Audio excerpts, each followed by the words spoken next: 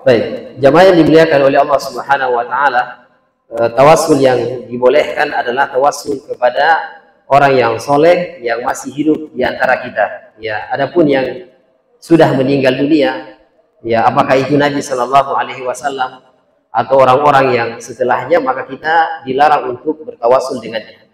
Seandainya itu dibolehkan, maka Umar bin Khattab radhiyallahu taala anhu itu sudah datang ke kuburan Nabi Shallallahu Alaihi Wasallam yang ada di Madinah, kemudian meminta bertawassul kepada beliau. Tapi ternyata itu tidak dilakukan oleh Umar bin Khattab, karena beliau meyakini bahwasanya itu bagian dari kesyirikan. Orang yang sudah mati, dia tidak bisa memberikan manfaat dan mudarat, tidak bisa menolong orang-orang yang masih hidup. Bahkan ketika kita ziarah kubur, maka kita disyariatkan untuk membaca doa kepada ahli kubur, kepada orang-orang yang sudah dikubur.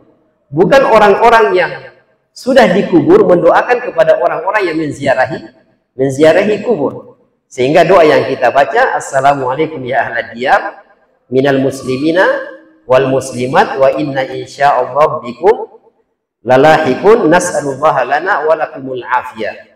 Jadi kita memintakan assalamah wal afiyah kepada penduduk kubur.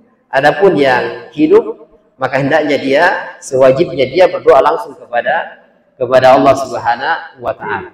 Kalau dia datang hanya sebagai ziarah saja, ziarah dan mendoakannya, maka itu boleh. Kata Nabi sallallahu alaihi wasallam, "Kuntu nahaitukum an ziyaratil kubur fazuruha." Dulu saya melarang kalian ziarah kubur, tapi sekarang silakan ziarah kubur. Ziarah artinya mendoakan orang yang dikubur, bukan meminta kepada ahli kubur, kepada yang dikubur tersebut. Dan yang paling ironisnya, kalau yang dikubur itu bukan orang soleh. Ya, dan ini pernah terjadi jamaah sekalian. Wallahu a'lam, saya pernah sampaikan di majelis ini atau belum, tentang sebuah kuburan yang didatangi oleh orang yang sangat banyak sekali. Sampai penduduk asli di daerah itu juga bingung. Ini orang solehkah di dalam atau bukan? Ini banyak orang yang datang untuk meminta hajat, meminta rezeki, meminta jodoh. Karena saking penasarannya orang-orang di situ, maka mereka gali. Mereka gali kuburan itu, ternyata di dalamnya tengkorak kucing. Bukan orang soleh, tapi tengkorak kucing. Nah, hal-hal yang demikian jemaah sekalian yang harus diluruskan di masyarakat kita. Kita ingin semua kaum muslimin ini selamat di hadapan Allah Subhanahu wa taala, sehingga kita semuanya masuk ke dalam surga, ya. Allahu a'lam bishawab.